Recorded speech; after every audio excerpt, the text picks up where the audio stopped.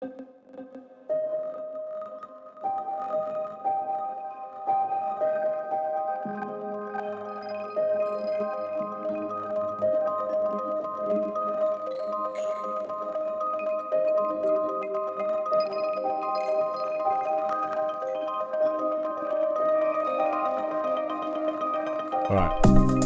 get ready everybody. I'm about to do my YouTuber reading voice.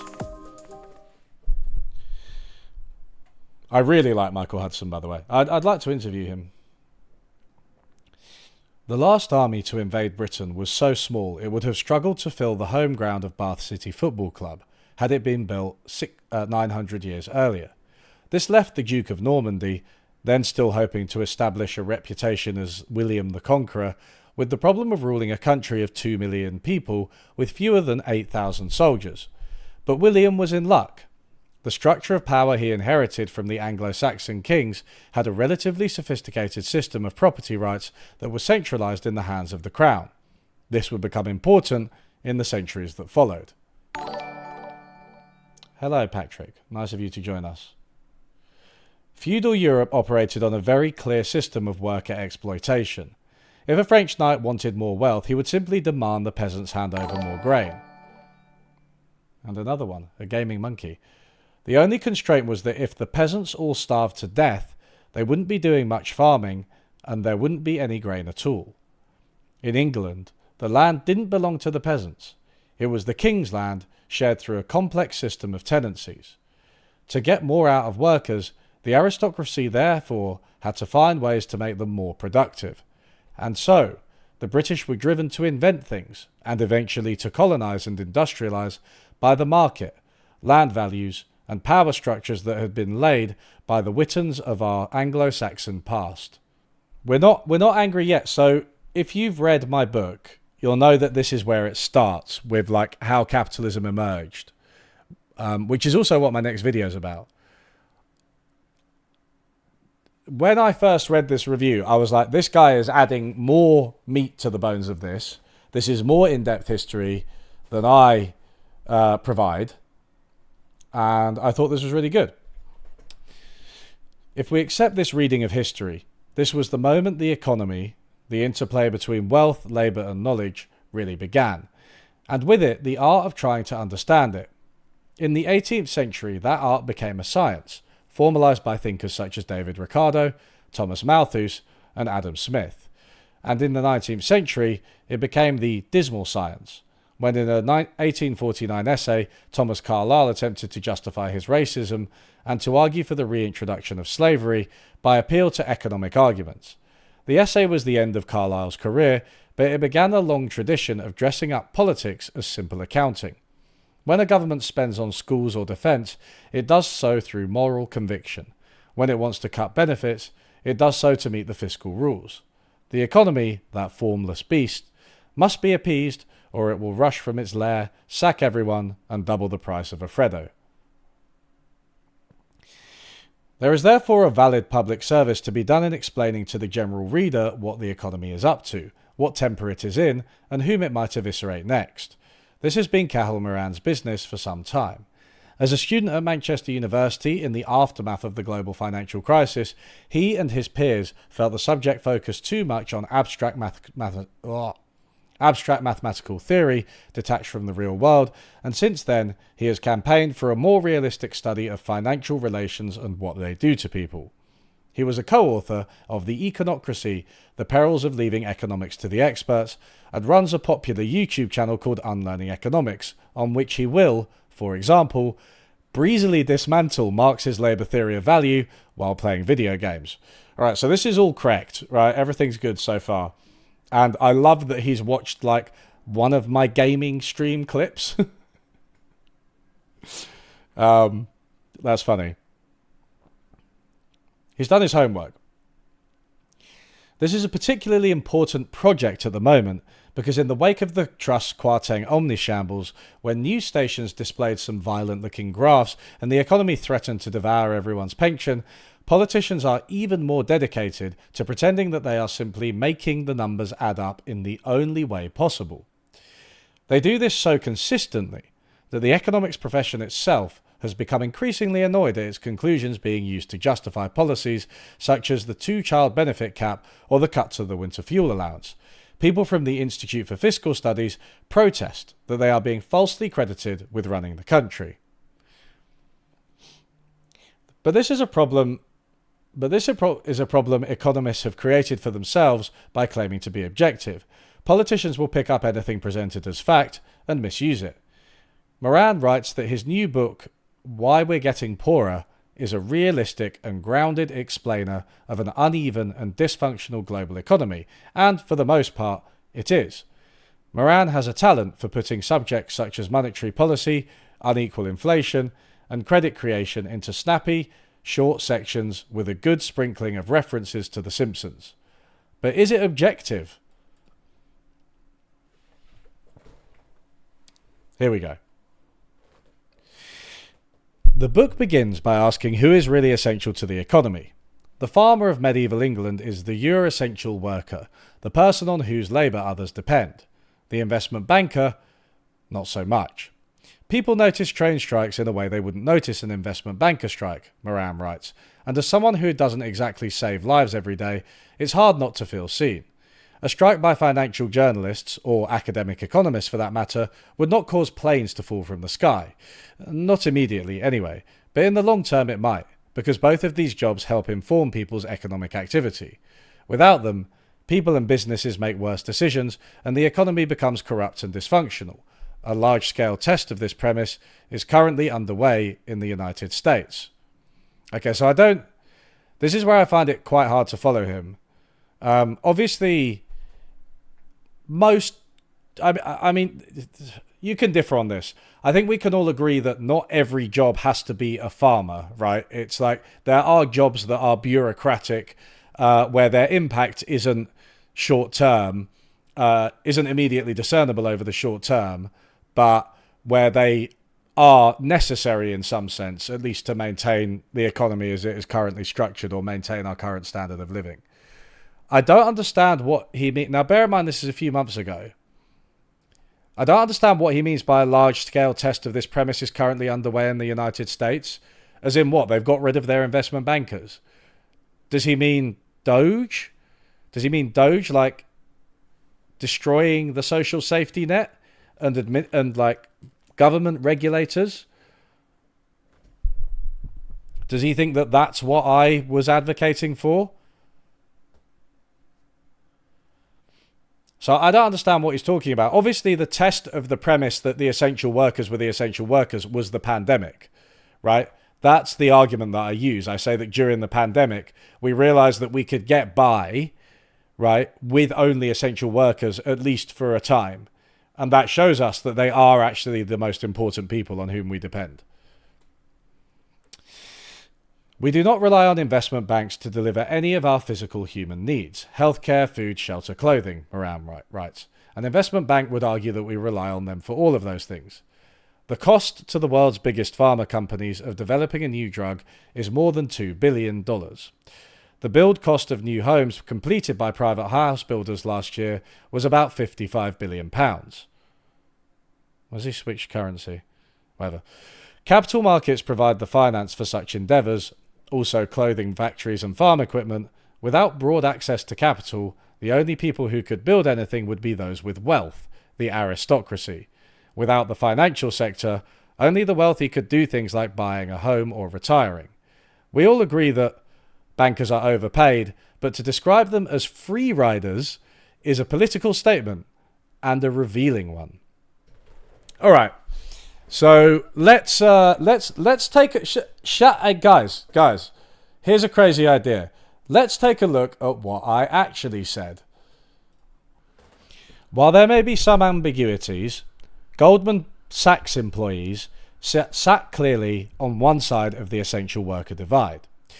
We can contrast the basic functions of banking and transactions with investment banking, which is responsible for work behind the scenes, investing and allocating money to different businesses and assets. We were able to access the things we needed, even without this part of the financial sector running. It's fair to say that people notice train strikes in a way they wouldn't notice an investment banker strike.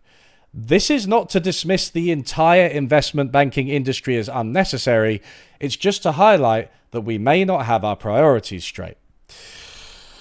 Okay, so again, not abolish banking, as he seems to think I'm saying, but we don't have our priorities straight. We don't reward the essential workers. Here it is. Here it is. So just for the inattentive, slow, or dishonest reader, I reiterated the same point. What I am emphatically not saying is that only essential workers like doctors are the ones who should have a place in the economy. In truth, the economy is so interlinked with all the different people, organizations, and technologies in it depending on each other that it becomes impossible to disentangle one part from another. When we look at someone's pay, whether they are a Goldman Sachs employee, a member of a German automotive union, or a nurse in the NHS, what we are seeing is an inexplicable reflection of multiple economic forces, past and present. Our sustained rise in living standards has been a collective effort. Equivalently, so have the massive hardships we have visited on so many. So, again, essential workers, we know who the essential workers are. We know who we rely on. We know who we can't go without even for a day. And yet, we don't reward them. We don't pay them enough. We don't regard them well enough. We don't give them job security and stability. We overwork them, right? Compared to investment bankers who we know aren't quite as vital, even if they might have a role. Now, the other thing to say about what he's saying is that he's very much confusing an isn't and ought here, right? One of the philosophical problems that has plagued centrists for so many decades. The cost to the world's biggest pharma companies of developing a new drug is more than $2 billion. The build cost of the new homes completed by private house builders last year was about £55 billion. Well, yeah, if you get the private sector to do these things, it's going to cost them money. They're going to be the ones to raise the capital. What about if you brought some of those into the public sector, like building social housing, right? Then it would cost the public sector that amount. How do you pay for that? Well, maybe you could tax the investment bankers. Anyway.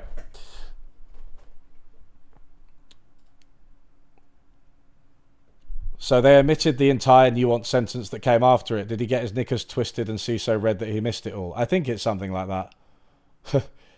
We are ripping apart bad faith criticism. It's quite absurd. This is the first chapter of the book, man. Right? This is the first chapter of the book. It's quite absurd for him to do this, to completely misread it that early on in the book. And it was something that I knew people would say. So I twice said, it's not that we just want to return to, it's not that we can have an economy that's just bus drivers and farmers. Of course we can't. The economy is extremely complex. The question is, why are the fucking investment bankers on top? Anyway. On both sides of the political divide, some jobs are seen as useless and probably harmful. For the left, in a view that has its apotheosis in David Graeber's 2018 book Bullshit Jobs, financiers, management consultants, and property developers help themselves to the value created by those on what Moran calls the front line of the economy. On the right, figures such as Elon Musk regard civil servants and teachers with contempt. Kemi Badenoch thinks that those who work in HR are running the economy with namby-pamby regulations and rainbow lanyards. Both sides can summon evidence. There are financiers who steal a very nice living from client fees and local government workers who couldn't administrate their way out of a wet paper bag. Beautiful triangulation, only problem being that my book isn't David Graeber's book, and while I think that he has a point about some things, I have actually critiqued him in the past as overstating the number of bullshit jobs.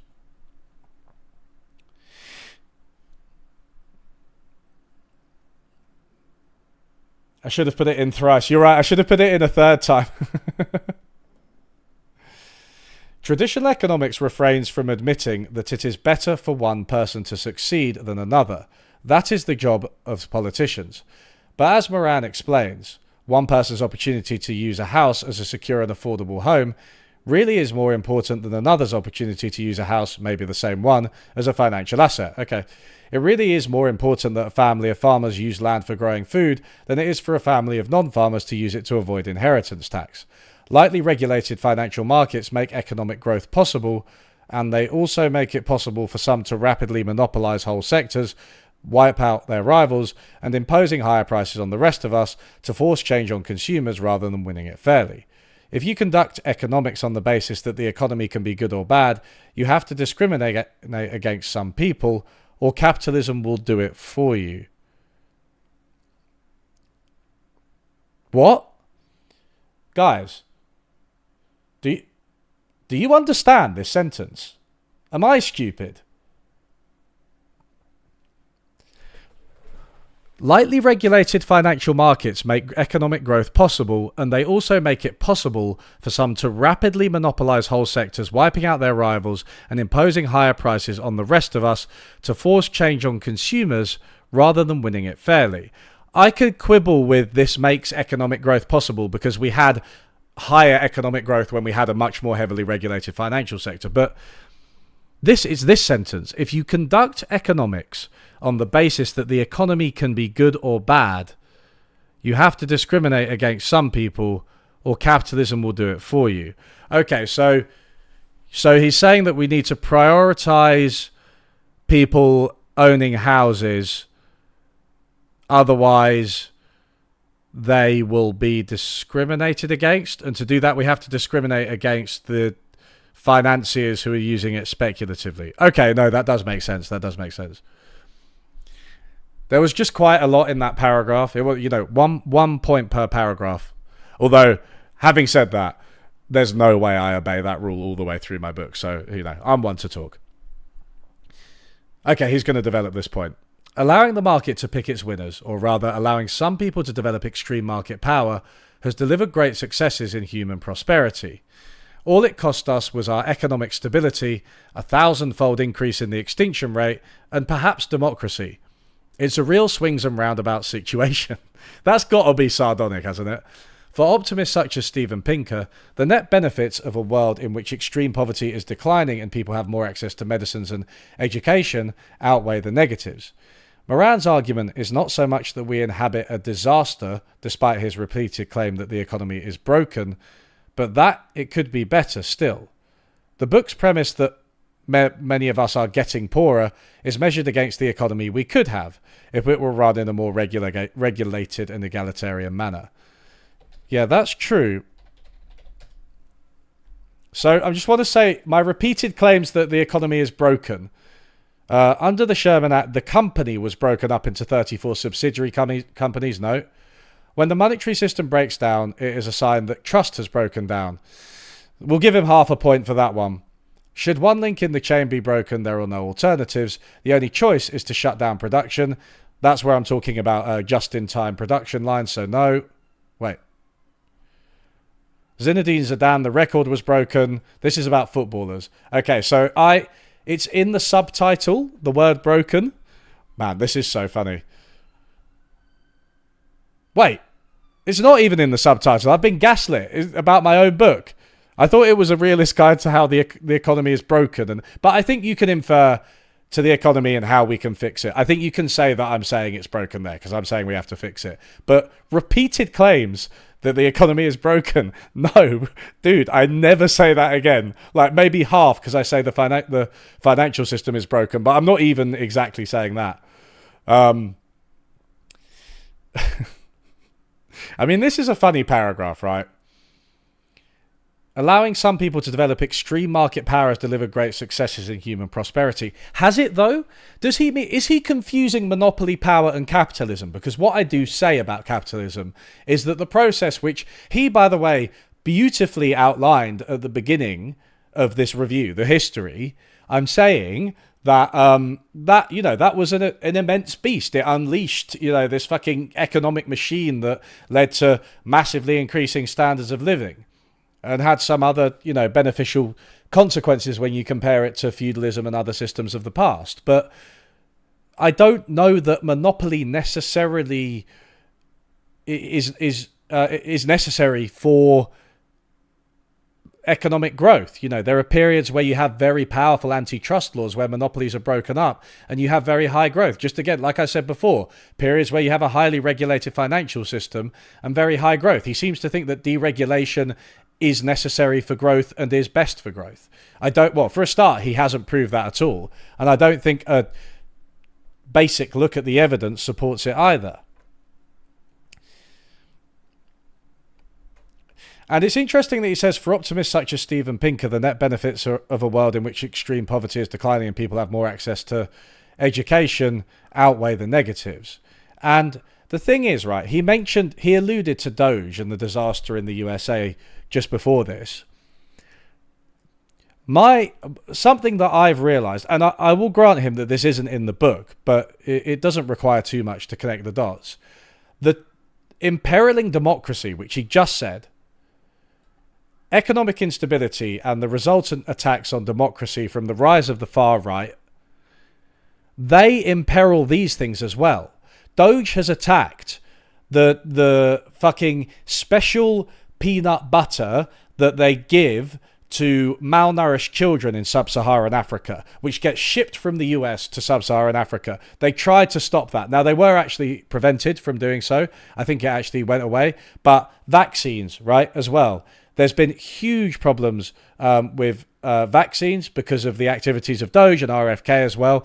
All of these things, right, all of these gains and a lot of the real gains that Steven Pinker does celebrate, rightly, a lot of them are contingent on a social state, on social spending, that I think that pure unadulterated capitalism is opposed to and necessarily corrupts and abolishes. Wouldn't the largest market power in history be the Dutch East Indies Company, a slave-trading, warmongering corporation that exploited entire, at the time, colonies? Yeah. Absolutely.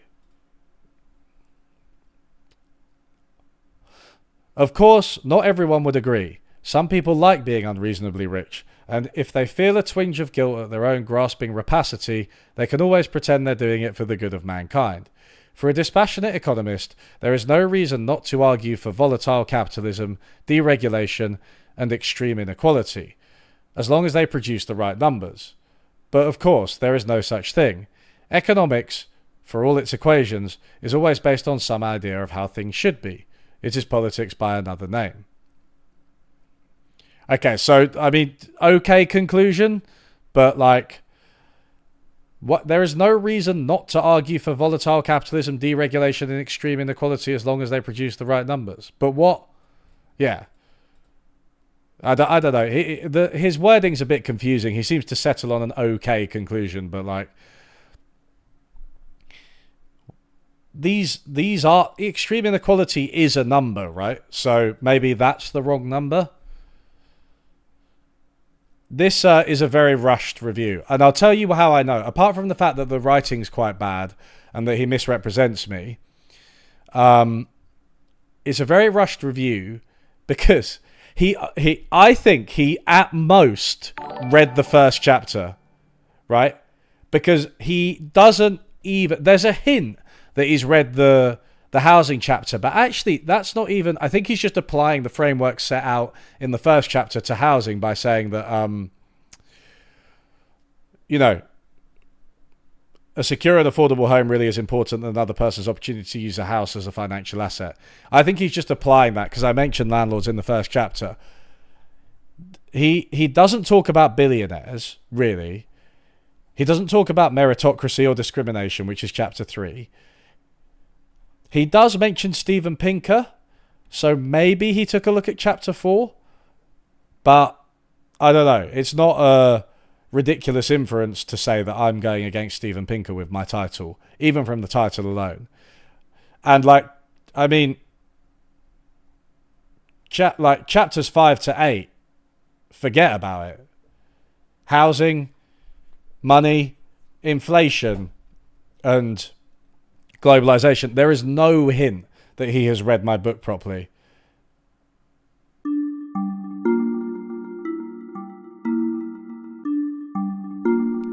I'll tell you what, I might actually read this whole thing. Noteworthy new books on economics. Why advanced economies are struggling to build, how Britain can boost growth, plus books on inequality and poverty. Advanced economies around the world are suffering from a common problem, the inability to build on time at low cost or to quality standards. In Why Nothing Works, hey, that stole my title, Who Killed Progress and How to Bring It Back, Mark J. Dunkelman, great name, a fellow at Brown University, offers an astute analysis of how the US, the world's largest economy, has come to face chronic infrastructure problems and housing shortages. Dunkelman's thesis is that the progressive movement has, over time, become carried away with efforts to place guardrails around politicians and businesses, in its, however well-intentioned, attempts to curb their ability to exploit their power. But, he argues, this has had the unintended consequence of crippling public authorities by tying them in red tape and empowering NIMBYism, local resistance to any change. This has in turn paralysed the government's ability to get basic things done, like planning and executing affordable housing and clean energy infrastructure projects. Although the book is based on the US experience, its assessment is equally applicable to Europe, where officials are now slowly embracing deregulation and simplification initiatives. There are, of course, several factors beyond bureaucratic hurdles for why developing physical space in the US and beyond has become challenging. But Dunkelman's exploration of the political dimension is timely, given a perhaps too impulsive approach to regulation in the recent past and today's backlash against it. This is an insightful and interesting take on the discourses that can straitjacket public authorities and sow mistrust in democratic institutions. All right, so a couple of comments on that without having read the book. I am generally a YIMBY in that I do think that a lot of zoning regulations, particularly in American Anglo countries, are too restrictive, and historically they've kind of reinforced suburban white hell. In the UK, we do have a horrific planning process. There's no two ways about it. But I really struggle to understand how people at places like the Financial Times, they're just like, man, we're finally talking about deregulation. God, I can't believe it. And it's like George Osborne had a rule in the UK where I think if you introduced one regulation, you had to get rid of two. We've been doing deregulation for decades.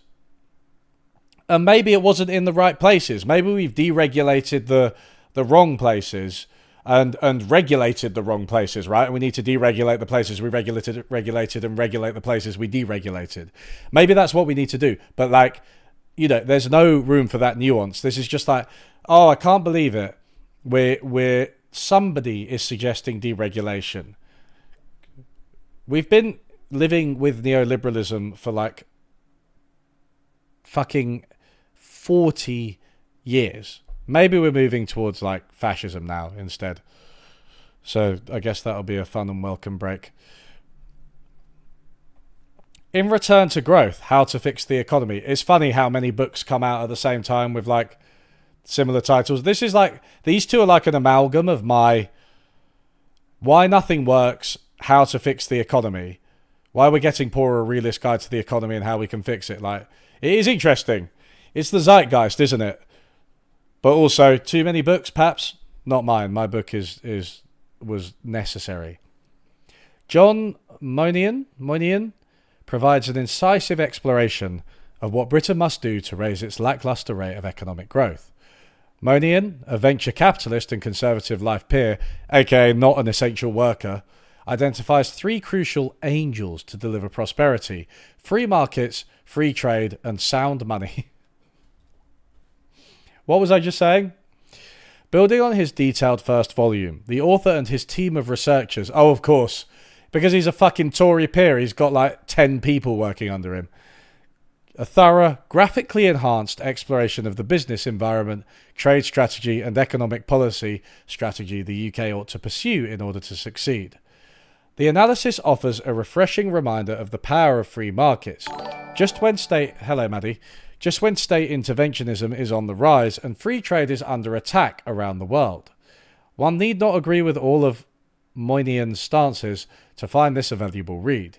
Indeed, in the crowded field of trying to diagnose Britain's economic ills, the author's series goes closest to actually providing a line-by-line answer of the levers the government must pull, the costs it ought to cut, and the regulations that hold the country back. Yeah, but what about the fucking money the government must spend, the industries it must regulate, the rich people it must tackle? What about raising this guy's inheritance tax?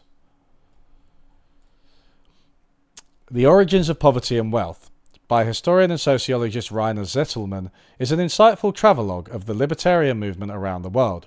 From Bogota to Ulaanbaatar. Where's Ulaanbaatar? Is that in Mongolia?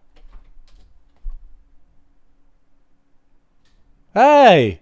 I knew a thing. Guys, I knew something. Are you impressed? The author charts the progress of economic and political liberalisation across 4 continents using an array of historic research, surveys and discussions with experts and ordinary people to deliver insights into each destination. This is an engrossing read, connecting economic theory to culture and ground-level developments, giving any reader a deeper understanding of the drivers of poverty and wealth. All right.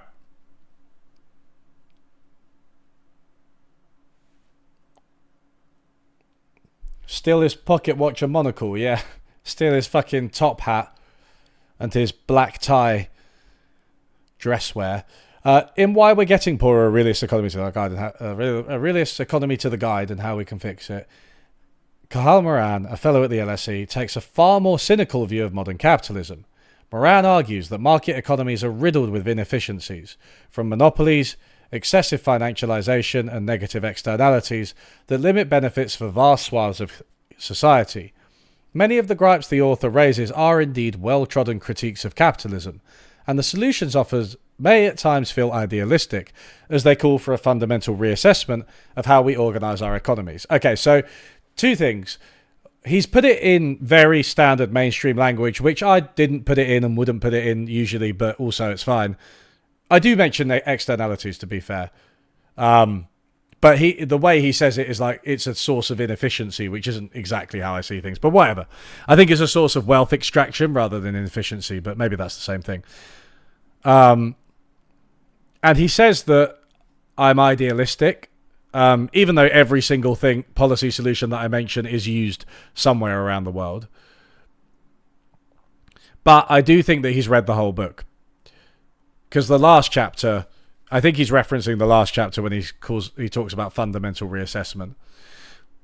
Still, Moran's iconoclastic take is laudable for cutting through abstract economic theories and jargon with illustrative analogies, ranging from the German Football League to the TV comedy The In-Betweeners. Although, considering those are both in the first chapter, I'm like, did he just read the first chapter?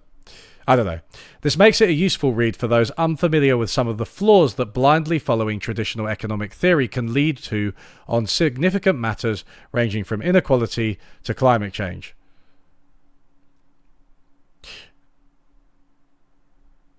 Now I'm wondering whether he did read it. The first and last chapter. Yeah, you might be right. It's the first and he's done the first and last chapter.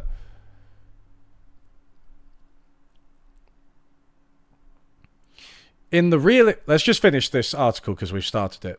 In The Real Economy, History and Theory, Jonathan Levy takes a valuable bottom-up approach to explaining the evolution of economic thought. The historian's argument is that economists today have become too bogged down in theory and methods to articulate clearly just how households, businesses and nations interact.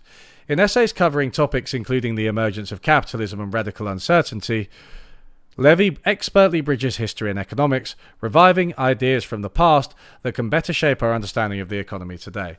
So this guy is quite a nice book reviewer.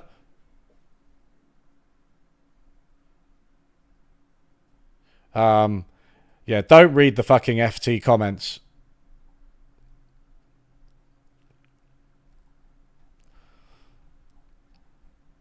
Yeah, by the way, FT journalists hate their commenters.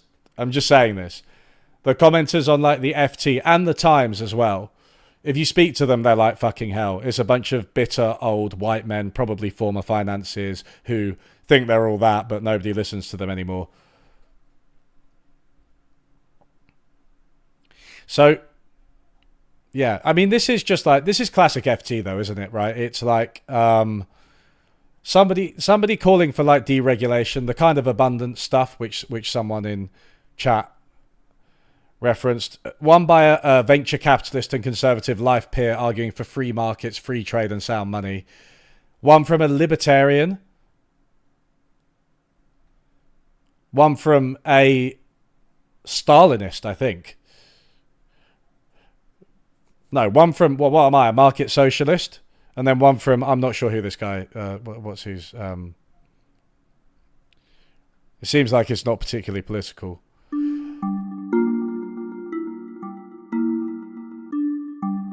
For the past 2 decades, the UK economy, like that of other Western countries, has seemed to lurch from one crisis to another.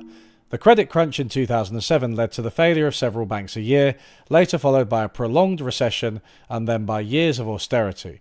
Now, with the bill from COVID and the lockdowns having to be repaid by another round of tax increases and spending cuts, it looks like we might be in for yet more years of belt tightening. Yet more years of belt tightening. These problems are not, however, just down to bad luck, argues Cathal Moran, but are the result of the way in which our economy works.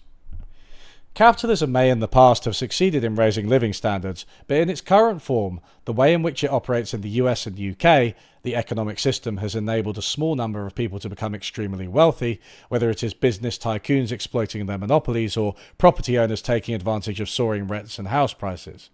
This has come at the expense of lower wages, more insecure jobs, and a higher cost of living for everyone else. So, instead of genuine wealth creation, what we are seeing is a process of redistribution from the poor to the rich, something the statistics, such as GDP and inflation, which are based on the average of the entire economy, do not adequately capture.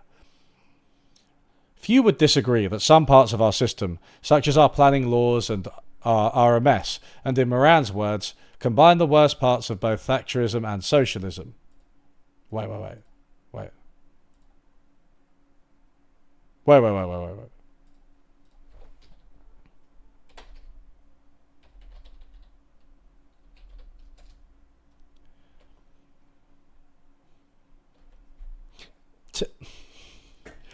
Book reviewers, man. Like, I know this is a little pedantic. No, it's not. It's not, because actually they're misattributing this. This is BritMonkey. This is me in the housing chapter. As an example of what not to do, the UK has an utterly bizarre approach to planning that seems to combine the worst of both worlds, having been dubbed socialist Thatcherism. Fucking apostrophes, citation to the video. It's not me, and those aren't the right words. They said that I said combine the worst parts of socialism and Thatcherism. Thatcherism and socialism. I said it has been dubbed socialist Thatcherism. I mean, whatever. But like, the fact that it wasn't me kind of bothers me. More than the fact that they got the exact phrasing wrong, if you get me. And some of Moran's proposed solutions, such as better antitrust laws and land taxes, are worth exploring. But others, such as rent controls and universal basic income, are more questionable and less practical. Indeed, parts of his book, such as when he attacks the whole idea of intellectual property and his nostalgia for the days of communal land ownership, come across as being naive. Yet even if the book doesn't have all the answers, it provides a useful service in asking some difficult questions. Lord, give me a cushy fucking job as a journalist that reviews books that they don't read or understand. My God. This started well as well. I was like, oh yeah, this is kind of cool. You've understood why I'm writing the book. But yeah, like, so for a start,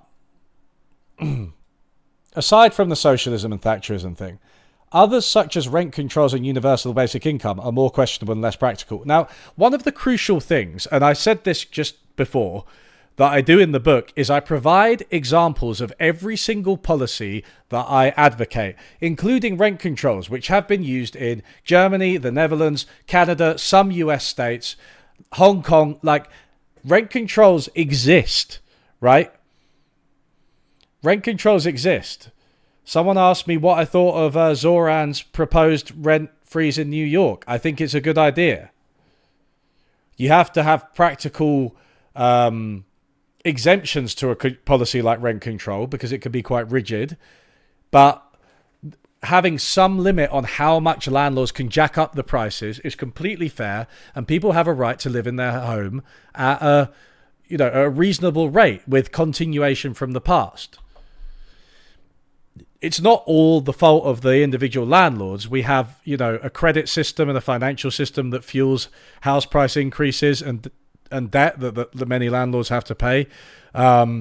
We also have increased interest rates recently to combat inflation, which is like solving a cost of living crisis by increasing the cost of living. Of course, some things affect everyone, which is the point of the second half of the book. Sometimes everyone struggles, not just rich versus poor. But at the end of the day, rent control's more questionable and less practical. What do you mean? They exist.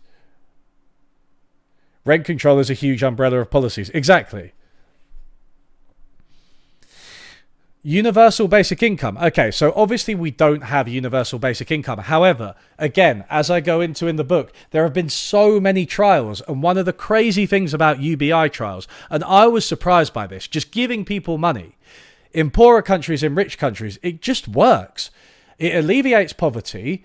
It gives people the freedom to pursue things that they actually want to pursue, like get education or wait and get a better job, right?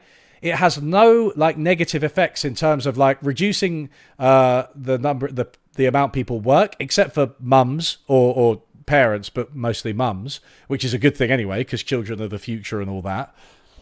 It doesn't increase inflation. It's mad. It fits into the economy really well because people use it for productive purposes.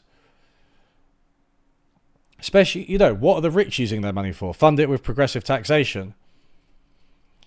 And then, indeed, parts of his book, such as when he attacks the whole idea of intellectual property. Okay, back to the book, everybody.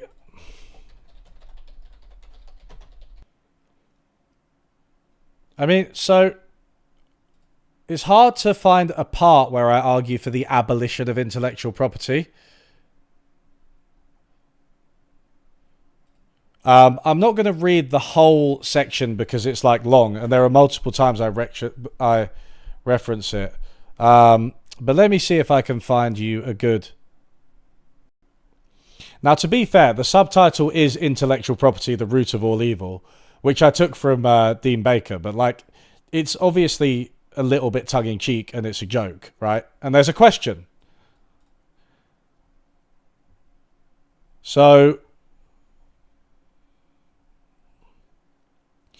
So what I do in this section is I go into the exact ways that IP has been used, especially in the tech sector, and especially with organizations like Intellectual Ventures, which just buy up IP, having not invented things, with no intention of using them. They just sue people who use them. Pure extraction, pure legal extraction of wealth, right? Yeah, there it is. Harassing companies with legal claims over their idea has been dubbed patent trolling, and IV are not the only ones. Cases in the USA have involved companies being charged billions for using technologies. Often the companies are doing the suing and not even the ones who came up with the technology, nor do they use it themselves. All of this is also in the context of the internet, which I do think has been ruined by intellectual property laws and copyright and things. It's been completely reconfigured. Dean Baker gives a ballpark estimate that intellectual property rights are costing people in the USA $1 trillion through paying more for software, drugs, fertilizer, and pesticides, all of which are covered extensively by laws forbidding others from copying their respective recipes. IP is therefore present in a wide variety of industries, but it has utterly transformed the tech sector. In years past, the hard infrastructure of computers and wires was funded by the government, and various enthusiasts tried to provide a service that was free and accessible for as many people as possible. Today, relatively few people and companies extract money from everyone else for using ideas that cost nothing to reproduce, and we are all the poorer for it. So, again, it's not the whole idea of intellectual property, right? It's about specific industries, most notably the internet. But there are estimates here, right? There are specifics, right? Why not look at Dean Baker? What Dean Baker says, and maybe I could have put this in the book, but sometimes details. He says that the length of copyright and patent has been extended. It used to be like 14 years that you had like an intellectual property right on something for, where other people couldn't use it or had to pay. Now it's 20. That's one of the big things about modern intellectual property rights. Like, the length of time has been extended. So I don't think I'm attacking the entire idea of intellectual property. I'm telling you how it can cause harm. Having said that, maybe I needed to spoon feed, and say, hey, I'm not attacking the entire idea of an intellectual property. It can be important. As we saw with the other review, that doesn't always work. But anyway, this one, so we'll give them a little bit more charity than they gave me with the intellectual property characterization. But his nostalgia for the days of communal land ownership. Like, what? Like, what? I don't even know where they got that from. Like, so, I'm so glad to learn you covered IV. These patent trolls have been the bane of us in the open source world for decades. Yes, exactly. I know, right? This is it. And anyone who used the internet and knows a little bit about the history of the internet will know this. But his nostalgia for the days of communal land ownership, I fucking love this. Like, what am I like? Am I angling for like a return to the Shire? What is it he says in Lord of the Rings? He's like, remember the taste of... Is it... What the fuck's he talk about? When he's like, remember the Shire, remember the taste of pumpkins, Mr. Frodo. Is it pumpkins or something like that? That's... Oh, I forgot where I quoted Samwise Gamgee in my book. So, communal... Let's just say... Communal... That's nothing to do with it. Communal management systems. Okay, so maybe this is what they're talking about. Making housing communal again. But this is so making housing communal again. This is a very specific argument about how housing is inherently communal, regardless of whether you privatize it, because your living space is shared with other people. Right? I don't just mean in your house. I mean your neighbours and the infrastructure you share and the fact that you always have an impact on each other. That means that housing is communal. You have to ask the questions.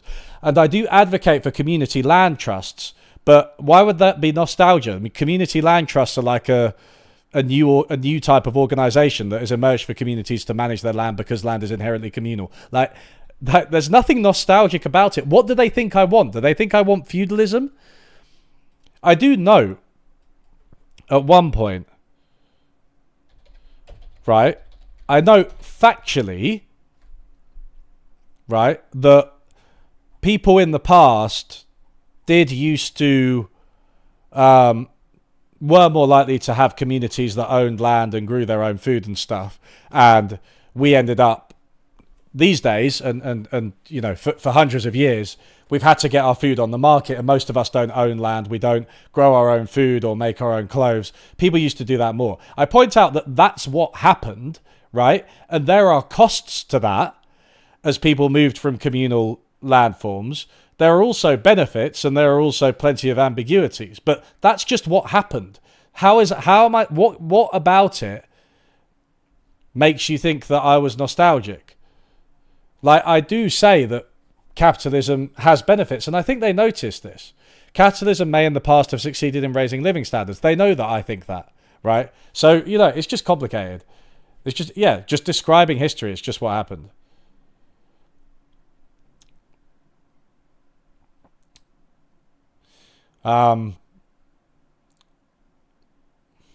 When were the days of communal land ownership? Well, I don't know what they're talking about.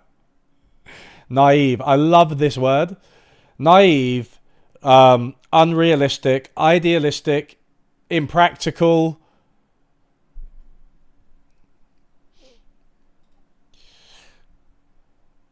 Yeah. So to sum up, they've misquoted me and not attributed it to BritMonkey. They also haven't gone into what that actually means, by the way, combine the worst parts of Thatcherism and socialism, they would have done better to develop that than just list all these policies and be like, oh, these are good, these are bad. Rent controls and UBI, they've been tried, they can work, so they're not impractical. I didn't attack the whole idea of intellectual property. I explored its consequences in specific context, most notably the internet. That entire section is about the internet, right? Where I don't think that intellectual property has many benefits. I mean, I'm just trying to upload my video about Downton Abbey. Naturally, you can see there are a lot of copyright strikes. I think it completely inhibits creativity, actually. And and nostalgia for the days of communal land ownership. I mean, that's even more questionable than the intellectual property thing. Maybe I could have put a caveat that intellectual property has its uses. Maybe I could have. That's not what I meant. That's not what you should get from reading properly, but maybe I could have put it there for reviewers who aren't reading properly. Nostalgia for the days of communal land ownership. My bro. MoneyWeek. What the fuck are you talking about? Genuinely feels like this author asked an LLM to come up with a critical piece on your book in 300 words. Maybe some of this is AI generated. I'm convinced that the start of the New Statesman review was not AI, but we are mad at reviews of my book, Carnagoth. Seems absurd that you'd have to write for people who won't read. I mean, it is like, it's funny, you know, Michael, it's such a good point you raised about writing and modern writing, because I think that in the era of content where everyone has a voice, where everyone's a critic, where we're quite polarized, where people get quite pedantic, especially on the internet, I do think that a style has started to emerge, and you see it in writing, you see it on YouTube videos, where you have to be like, okay, guys, look, I know I said that I didn't think that, you know, this childcare policy was very good, but I don't want to eat babies. I don't think babies should be killed, right? You have to do that. And I think that it makes writing worse. There's no reason to characterize me as nostalgic for communal land ownership or attacking the whole idea of intellectual property. Obviously, some intellectual property has its uses. I wouldn't want to completely abolish an institution in that way that's been around for so long and has so many different applications. I mean, you've even got the distinction between copyrights and patents, where I actually think that there's more to be said for patents than for copyrights. But but writing in that style, I think, is not particularly readable, and also it's not relevant to people who aren't arguing in bad faith. So it can trip you up, right, where you're like, no, I don't mean this.